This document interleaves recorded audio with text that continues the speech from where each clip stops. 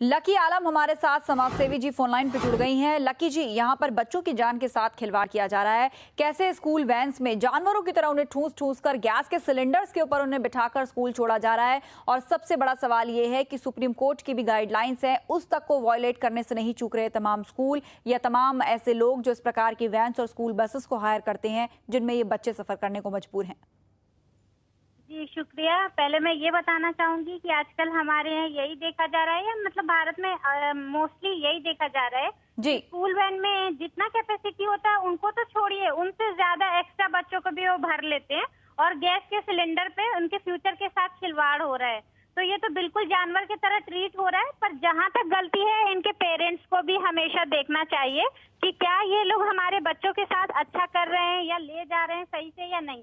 तो जहां तक मैं ये बोलूंगी कि इसमें एक लोगों का हाथ तो है नहीं, सबको मिलकर के इसको देखना चाहिए। तो पेरेंट्स का भी सपोर्ट होना चाहिए और बाकी जिस वैन से जा रहे हैं और जिस कॉलेज का वो वैन है उस कॉलेज से भी डायरेक्ट बात किया जाए कि अगर ऐसा होगा तो हम वैन प्रेफर नहीं करेंगे। जी, आप कह रही हैं कि तमाम अभिभावकों की गलती है, लेकिन स्कूल भी इससे पल्ला झाड़ लेते हैं। आपको क्या लगता है कि स्कूलों पर भी क्या कार्रवाई बनती है सबको? जी बिल्कुल कार्रवाई बनती है, जबकि वो पैसे लेते हैं हमारे बच्चों के कन्वीनियंस के हिसाब से कि आपके बच्चों को अगर ये आजादी और ये फैसिलिटी मिलेगी तो हम इतना चार्ज कर रहे हैं। पर वो पल्ला इसलिए झाड़ लेते हैं ताकि उनको हर जगह भ्रष्टाचार, मैम मैं फिर से यही कहूंगी कि करप्शन तो हर जगह ही दिख रहा है ना आपको। करप्शन मेन जो चीज है, पॉइंट वो है कि करप्शन हर जगह है। लोग पैसों के लालच में आ जा रहे हैं, प्रिंसिपल तक ये नहीं देखते कि बच्चों का फ्यूचर कहाँ चला जाएगा। अगर आज उनको कोई प्रॉब्लम हो जाएगी तो उनके फ्यूचर को कौन सेव कर सकता है। बिल्कुल, और यही वो सवाल है जो हम भी उठा रहे हैं। लेकिन यहाँ पर सबसे बड़ा सवाल उन बच्चों की जान का है। किसी के लिए ये मुनाफे का सवाल हो सकता है, किसी के लिए जिम्मेदारी से पल्ला झाड़ लेने की बात हो सकती है और किसी के लिए टाइम ना होना वजह हो सकती है। लेकिन यहाँ पर बात तो उन बच्चों की है जो कहाँ जाएं, किससे कहें, और रोजाना उन्हें पता भी नहीं है कि किस बड़े खतरे को वो झेल कर अपने स्कूलों तक पहुंचते हैं और पता नहीं कब कोई बड़ा हादसा हो जाए। और जिस प्रकार से गैस सिलेंडर्स के ऊपर उन्हें बिठा कर भेजा जाता है, ओवरलोडिंग की इतनी हद है कि बोरियों की तरह ठूस ठूस कर उनको वैनों के अंदर भरा जाता है और तमाम नियम कानूनों को ताक पर रखकर धड़ल्ले से ये वैन्स जो हैं वो सड़कों पर चलती हैं, लेकिन फिर भी इन्हें कोई रोकता टोकता नहीं। हमारे साथ समाज सेवी जी लगातार जुड़ी हुई हैं। आपसे जानना चाहेंगे कि यहाँ पर सड़कों पे जब ऐसी वैन या बसें दिखाई देती हैं तो वहां पर भी कोई इन्हें नहीं टोकता, तो ऐसे में प्रशासनिक अधिकारी भी सवालों के घेरे में। प्रशासनिक अधिकारी तो मैम इनको आना ही चाहिए बीच में और उनको टोकना और इसके खिलाफ एक्शन भी लेना चाहिए। पर फिर भी लोग नहीं कर रहे हैं। कहीं ना कहीं मैम वो बीच के एजेंट का और बीच में कहीं ना कहीं करप्शन हो ही रहा है कि लोग प्रिंसिपल वगैरह मिल के बात कर लेते हैं। और क्या बोलना चाहिए मैम कि बोरियों की तरह तो इसमें लोड कर ही रहे हैं बच्चों को, पर बीच में ये लोग ड्राइवर वगैरह मिल के एक और सेक्शन देखने को मिला है कि बीच में कहीं और स्कूल के स्टूडेंट्स जो बड़े होते हैं, कॉलेज के स्टूडेंट्स, उनको भी उसमें बिठा लेते हैं, जो कि मतलब बच्चों के साथ बहुत ही ज्यादा खिलवाड़ किया जा रहा है। मैं इसके बहुत खिलाफ हूँ, क्योंकि जब हम कॉलोनी से बाहर निकलते हैं तो तब तक तो बच्चे ठीक है कि हम बिठा के आए, बच्चों को छोड़ कर आए बस में, ठीक है सब कुछ, मगर आगे चलते ही मैम ये देखने को मिलता है कि ड्राइवर और जो कंडक्टर होते हैं बीच में मिलके ही बच्चों को कहीं गैस पे बिठा रहे हैं या खड़े खड़े ले जा रहे हैं। मतलब कोई जिम्मेदारी नहीं बनती उन लोगों को। उन लोगों को ये है कि हमारे माल लोड हो गया ट्रक पे जैसे होता है और उसके बाद उसको फेंक देना है। अब कैसे फेंकना है ये सब उनको बिल्कुल ये समझ नहीं आता है कि हम इनके बच्चों के साथ क्या कर रहे हैं।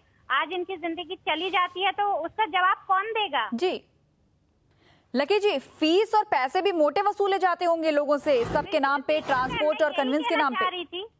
यही कहना चाह रही थी कि फीस में तो कभी कोई कमी नहीं आती है। जिस स्कूल में बच्चों का एडमिशन लेते हैं, प्रिंसिपल डायरेक्ट ये बात करते हैं कि अगर बच्चे को वैन से लाया जाए तो आपके बच्चे का फीस इतना होगा, पर वो फीस के हिसाब से भी हमारे बच्चों को कहाँ आराम मिल रहा है और बिल्कुल भी उनके फ्यूचर का ख्याल ही नहीं रखा जा रहा है। फीस में हम कमी कर नहीं रहे। मैम पेरेंट्स एक हद तक को तो साथ दे रहे हैं प्रिंसिपल का, मगर प्रिंसिपल और स्कूल और जो भी वैन का कोई भी इंसान जिम्मेदार है वो बिल्कुल कहीं से भी फैसला लेने को तैयारी नहीं है कि हम इन बच्चों के साथ बुरा कर रहे हैं। क्यों? क्योंकि प्रशासन को भी सामने आना पड़ेगा और इसके खिलाफ सख्त से सख्त कार्रवाई करनी पड़ेगी। जी, और सबसे बड़ी विडंबना और सबसे बड़ा सवाल यही है कि वो कार्रवाई आज तक सख्ती से हुई नहीं है। सुप्रीम कोर्ट भी कई बार इस बारे में ऑर्डर दे चुका है, दिशा निर्देश उसने बनाए हुए हैं, लेकिन उसका भी सख्ती से कोई पालन न कर रहा है और ना ही कोई ये चेक करने के लिए बैठा है कि आखिर इन नियम कानूनों की धज्जियां जो उड़ाई जा रही हैं इसको कैसे रोका जाए। बहुत बहुत शुक्रिया लकी जी, आप हमारे साथ जुड़ी हैं, चर्चा में शामिल हुई। तो आपको हम दिखा रहे हैं कि कैसे स्कूल बसों पर सुप्रीम कोर्ट के निर्देश हैं। कौन कौन से निर्देश हैं वो हम आपको बताने की जो सबसे ज्यादा होना जरूरी है वो ये है कि स्कूल बस या वैन पीले रंग की हो, पीले रंग की वो पुती होनी चाहिए ताकि अलग से पहचान में आ सके कि ये स्कूली बच्चों की वैन है। बस के आगे और पीछे साफ अक्षरों में स्कूल बस लिखा जरूर होना चाहिए। स्कूल बस में फर्स्ट एड बॉक्स होना जरूरी है आपातकालीन की स्थिति में, चोट लगने की स्थिति में, ताकि लोगों की दवा वहां पर की जा सके, इलाज वहां पर किया जा सके। आग बुझाने के लिए इंतजाम वहां पर जरूर होने चाहिए।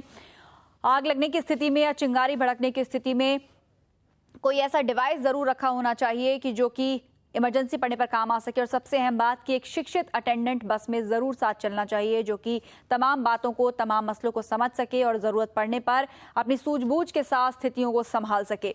तो 4 तस्वीरें बयां कर रही हैं। लगभग पूरे देश का ये हाल है। उत्तर प्रदेश में भी यही सब देखने को मिल रहा है। राजधानी दिल्ली में जो केस हुआ उसके बाद यूपी में भी हमने कई जगहों पर पता करने की कोशिश की कि क्या यहाँ पर भी यही सब हो रहा है। तो चौंकाने वाली बात सामने आई है कि यहाँ पर भी बच्चों को स्कूली वैनों और खतरनाक बसों में डालकर स्कूल छोड़ा जा रहा है, जिससे कभी भी किसी भी वक्त बड़ा हादसा हो सकता है।